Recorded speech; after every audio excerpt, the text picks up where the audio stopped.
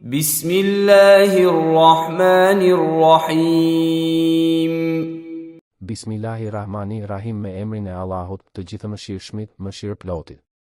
Ebu Davudi sjell me senet të sakt deri tek Ibn Abasi, Allahu qoftë i kënaqur nga ata të dy, atë e birë, se profeti alayhi selam nuk e mësonte mbarimin dhe ndarjen mes sureve derisa të zbriste Bismillahirrahmanirrahim.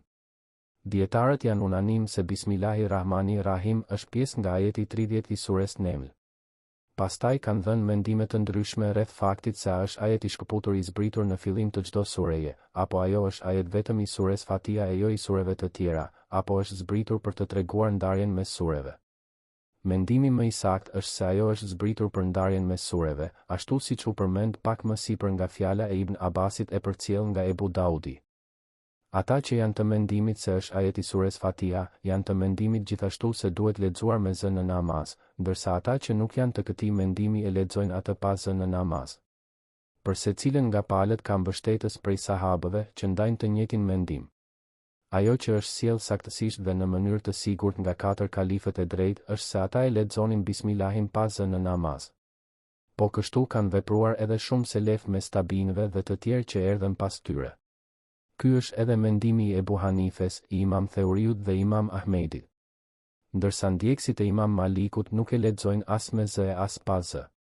Shkurtimisht mund të themi se nga transmetimet e sjella nga profeti alayhi selam dhe unanimiteti i dietarëve tregon se edhe ata që e lexojnë me zë, edhe ata që e lexojnë pa zë e kanë namazin të saktë.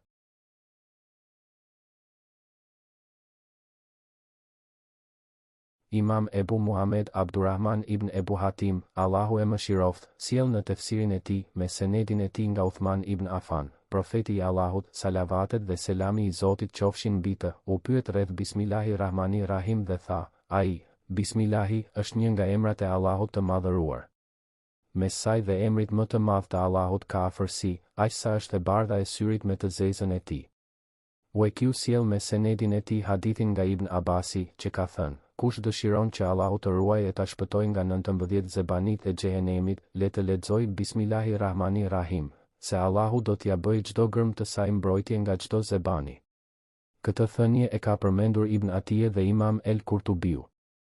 Ibn Atije e ka përkrahur këtë mendim të Ibn Kethirit dhe e ka qartësuar duke argumentuar gjithashtu me fjalën e profetit alayhi selam, pash mbi 30 melek që garonin për të marrë e për të shkruar fjalën e adhuruesit, që tha: Rabena lekel hamdu hamden kethiran, taiben mubaraken fi, Zoti ynë, ty të qofshin lavdërime të shumta, të mira dhe plot bekime, për shkak se edhe kjo fjalë përmban mbi 30 germa.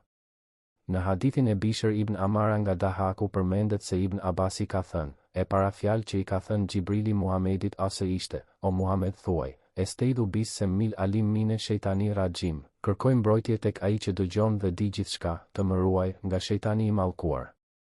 Pastaj tha, tani thuaj, Bismillahirrahmanirrahim. Nesa ju shënon në librin e tij, puna gjatë ditës dhe natës, ndërsa Ibn Merdewi në tefsirin e tij, një hadith nga Halid ibn Hadhaj, ky nga El Hujemiu, ky nga Ebu Malik ibn Usame ibn Umeri e ky nga Jati, që ka thënë: Unë isha prapa profetit alayhi selam kur kafsha e profetit u pengua. Unë thash, te isësh shejtan.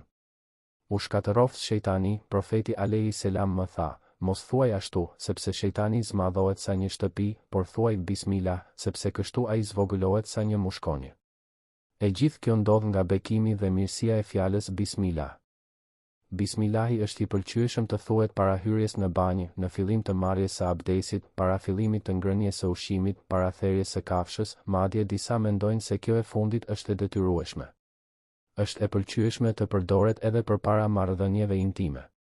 Për këtë tregon hadithi i sjell në Sahihun e Buhariut dhe të Muslimit nga Ibn Abasi, që tregon se profeti ase ka thënë, nëse kur shkoni me gruan thoni, Bismillah Allahumme gjennibnash shejtane u e gjennibish shejtane marazetena.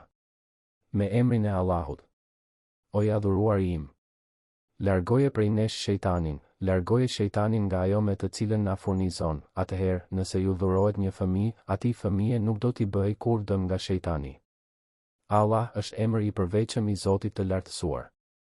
Thuhet se ky është emri më i madh i Allahut dhe të gjithë emrat e tjerë janë cilësi e përshkrimet të tij, siç thot Allahu i lartësuar, ai është Allahu, veç të cilit nuk ka të adhuruar tjetër me meri. Ai është njohësi i të fshehtës dhe të dukshmes. Ai është i gjithëmëshirshëm, mëshirëploti. Ai është Allahu, veç të cilit nuk ka të adhuruar tjetër me meri.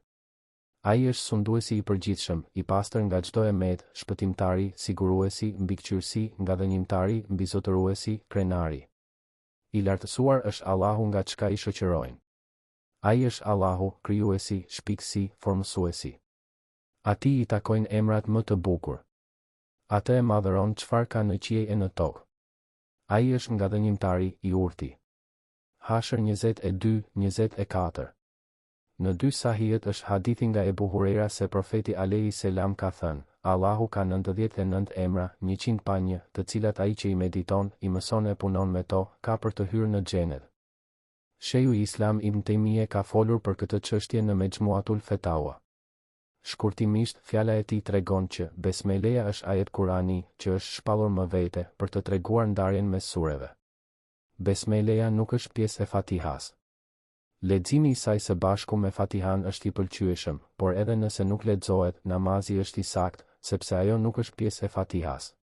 Besmeleja nuk lexohet me z sikurse Fatihaja dhe transmetimet e sjella për leximin e Besmeles me z, edhe nëse do të ishin të sakta, tregojnë që edhe Besmeleja mund të lexohet ndonjëherë me z për të treguar që është i pëlqyeshëm leximi i saj gjatë namazit, ashtu sikurse është i pëlqyeshëm leximi i duas së hapjes. Prandaj edhe disa sahabë e kanë lexuar duan e hapjes së namazit ndonjëherë me z. Shi Mejmuatu El Fetvaja 22-221-256-206. Shej Meshur thot, edhe kjo është një çështje për të cilën dietarët kanë dhënë mendime të ndryshme. Në 2 sahihet gjendet hadithi prej Enesit që tregon se profeti alayhi selam, Ebu Bekri dhe Umeri e hapnin namazin me Elhamdulillahi Rabbil Alamin. Çfarë do të thotë kjo? Dietarët e kanë kuptuar këtë hadith me mënyra të ndryshme. Imam Shafiu ka thënë se imami duhet ta lexojë me z bismillahin, ndërsa 3 imamët e tjerë thonë se imami duhet ta lexojë pa z bismillahin. Imam Shafiu, duke arsyetuar për hadithin, thotë: Enesi e tha këtë për të treguar se profeti alayhi selam, kur fillonte leximin në namaz, e niste me suren Fatiha. Nëse do të thoshte ja fillonte me Bismillahirrahmanirrahim, qëllimi i tij nuk do të kuptohej. Pra, nga hadithi i Enesit nuk duhet të kuptojmë se Bismillahi nuk duhet lexuar. Por kjo fjalë e Imam Shafiut kundërshtohet me një hadith në Sahihun e Muslimit, në të cilin ndodhet një shtesë ku thuhet: Profeti alayhi selam, Ebu Bekri dhe Umeri e hapnin namazin me Elhamdulillahi Rabbil Alamin dhe e lexonin pas Bismillahirrahmanirrahim. Kështu, imami dhe xhamati duhet ta lexojnë Bismillahin, por pas z. Disa dietar kanë thënë se nëse imami gjithmonë e lexon Bismillahin pas z, atëherë njerëzit mendojnë se Bismillahi nuk është ajet Kurani, ndaj është mirë që ai her pas here ta lexojë Bismillahin me z, që njerëzit ta kuptojnë se ai është ajet i Kuranit. Shkëputur nga mësimet e tefsirit të mbajtura nga Shej Meshur Hasan El Selmani. Shej Meshur Hasan thot, ky është një hadith i dobët. Madje sikurse e ka gjykuar Imam El Vehebiu është hadith me udu i trilluar. Do të ishte më e udhës që Shej Muhammad Nasib El Rifai të mos e sillte në këtë punim të tij, në të cilin ai vendosi që të përmend vetëm hadithet e sakta. Shej Meshur Hasan thot, ky është një hadith me këtu, pra që ka shkëputje dhe si i tillë është i pasakt. Në Sahihun e Buhariut shënohet se profeti as kishte hipur mbi deven e tij së bashku me një prej shokëve të tij. Kafsha u pengua dhe dikush tha, u shkatëroft shejtani. Profeti as tha, mos thuaj ashtu, sepse shejtani zmadhohet sa një shtëpi, por thuaj bismillah, sepse kështu ai zvogëlohet sa një mushkonje. Ajo është fjala e parë në librin e Allahut, gjë kjo që tregon rëndësinë e tij. Bismillahi përdoret në të gjitha çështjet e dynjas dhe të ahiretit, gjatë jetës dhe vdekjes, gjatë paqes dhe luftës. Sheriati na ka nxitur që ta përmendim Bismillahin në fillim të çdo pune, si ngrënia, pirja, therrja e kurbanit, bagëtis, marrëdhëniet intime, abdesi, udhëtimi në det, hipja në mjet udhëtimi e eti. Ndër përdorimet më të spikatura mund të përmendim gjatë ngrënies dhe pirjes. Profeti ose i tha dikujt, o djalosh, thuaj Bismillah dhe ha me të djathtën. Buhariu. Profeti ose i tha Umer ibn Ebu Selame, o djalosh, thuaj Bismillah, ha me të djathtën dhe ha nga ajo që ke përpara. Imam Maliku në muajin 1738, isnadi I tij është A. Gjithashtu, ai ka thënë, shejani merr pjesë në atë ushqim ku nuk përmendet emri I Allahut. Ky është një pjesë prej hadithit, të cilin Imam Muslimi e ka sjellë në kapitullin El Eshribetu, me numër 2017, tema, edukata e ushqimit dhe pijes dhe dispozitat që lidhen me të. Gjatë kurbanit apo therjes së bagëtive. Profeti Asa ka thënë, ai që nuk ka bërë kurban, le të bëj kurban duke përmendur emrin e Allahut. Muslimi. Kështu thuhet, Bismillah, Allahu Ekber. Ebu Daudi, Allahu I lartësuar thot, hani vetëm atë mish gjatë therjes së të cilit është përmendur emri I Allahut, nëse vërtet jeni besimtar të shpalljeve të tij. Enam 118. Kur hyn në shtëpi, thuhet, Bismillahi u elexhen ue Bismillahi arajën ue alelli tewekkel. Me emrin e Allahut hyjm, me emrin e Allahut dalim dhe vetëm Allahut I mbështetemi. Ebu Daudi. Kur del nga shtëpia, thuhet, Bismillah tewekkeltu alel ue aule ue uwete il bil. Me emrin e Allahut. Allahut I mbështetem dhe nuk ka ndryshim e forcë veçse me ndihmën e Allahut. Ebu Daudi. Kur hyn në xhami, thuhet, Bismillah u saltu u selmu al raslil. Allahumme iftali Ebu Berametik. Me emrin e Allahut. Salavatet dhe selami I qofshin profetit të Allahut. O Allah, hapi për mua portat e mëshirës tënde. Muslimi. Kur del nga xhamia, thuhet, Bismillah u saltu u selmu al raslil. Allahumme in eseluke min falike. Me emrin e Allahut. Salavatet dhe selami I qofshin profetit të Allahut. O Allah, unë po të lutem të më dhurosh prej mirësive të tua. Ebu Daudi. Kur bie gjumë thuhet, Bismikallahum me emtu ue eja. Me emrin tënd o Allah vdes dhe jetoj. Buhariu. Allah është emër I përveçëm I të adhuruarit të vetëm, që meriton të adhurohet. Dietarët janë të mendimeve të ndryshme rreth këtij emri. A është emër I thjesht apo I prejardhur? Nëse është I prejardhur, nga e ka prejardhjen?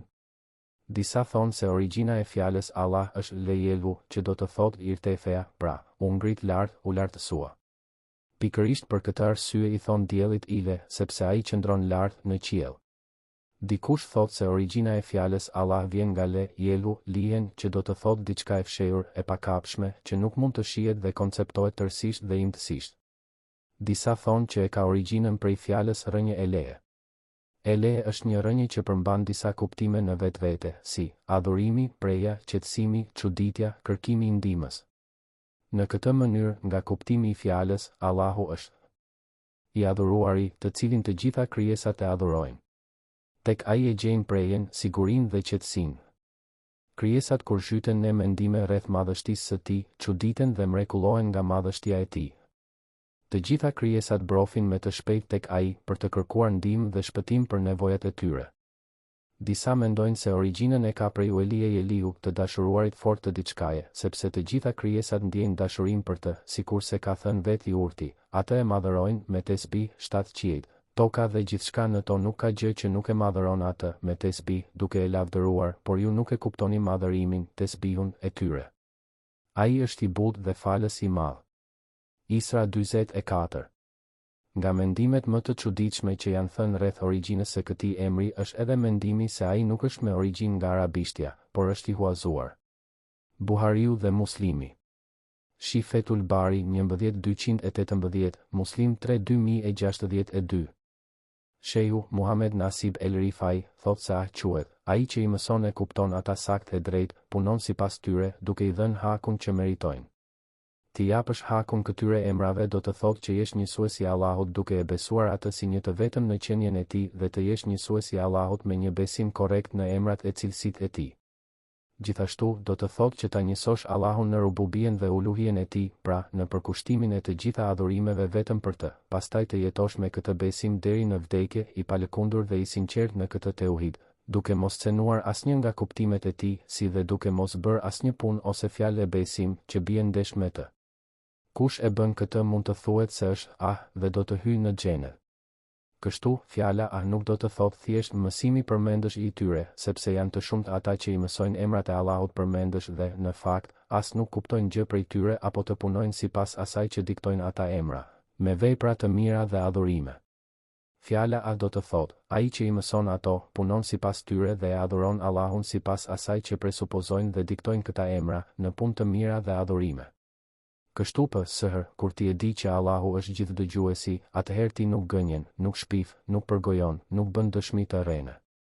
Kur ti e di që Allahu është gjithshikuesi, atëherë ti e ruan shikimin tënd nga harame. Ky është të punuarit sipas asaj që të diktojnë emrat dhe të adhuruarit e Allahut sipas asaj që të diktojnë këta emra. Dikush mund të keq kuptoj fjalën e profetit, Allahu ka 99 emra, duke menduar se ai nuk ka më shumë se 99 emra. Allahu i madhëruar ka më shumë se 99 emra. Argument për këtë është hadithi i saktë që bën fjalë për duan e largimit të trishtimit dhe për të cilin profeti ka thënë, çdo kush që e dëgjon atë duhet ta mësojë.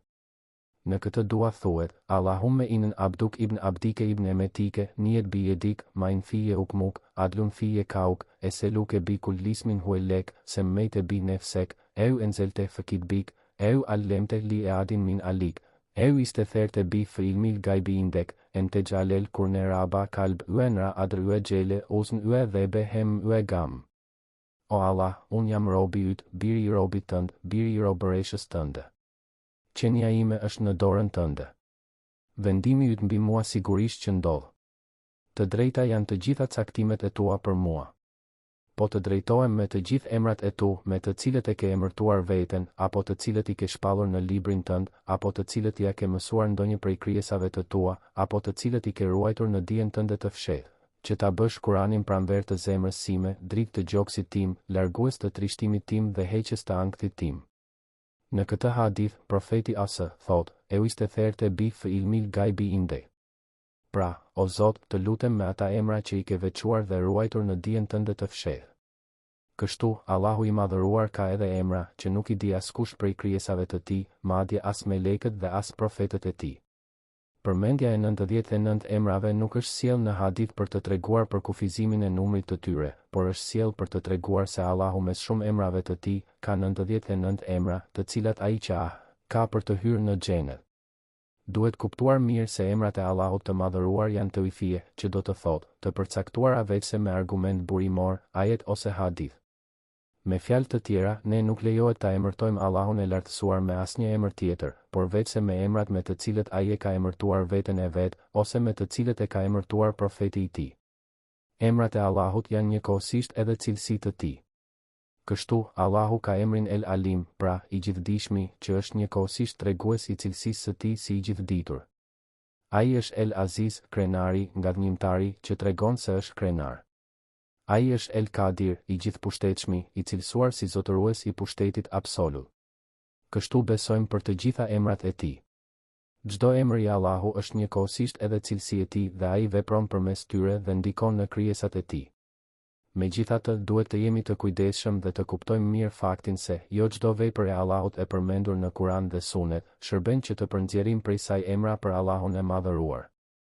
Në Kur'an ne lexojmë ajete të tilla si: Allahu juftikum fi kele, Allahu ju jep fetva rreth çështjes së kelales, por nga vepra e tij jep fetva, nuk lejohet që të përnxjerrim emrin myfti ose fetvadhënës, sepse emrat e Allahut të madhëruar janë tawqifie, që do të thotë, të përcaktuar veçse me argument burimor, ajet ose hadith. Cilësitë e Allahut janë dy llojesh, i fetul, cilësitë e qenies së tij, dhe i fetul fili, cilësitë e veprave të tij. Cilësitë e qenies së tij janë të pandashme prej tij, ndërsa cilësitë e veprave të tij kanë lidhje të ngushtë dhe shfaqen në varësi të dëshirës së tij. Kështu të folurit është një prej cilësive të Allahut të madhëruar. Të folurit është edhe cilësi e qenies së tij, edhe cilësi, fili, e veprave të tij. Cilësi si ajo e diturisë, pushtetit, jetës apo mëshirës së Allahut janë cilësi të qenies së tij, që nuk ndahen prej tij. Thënë nga Shej Meshur Hasan al-Selman.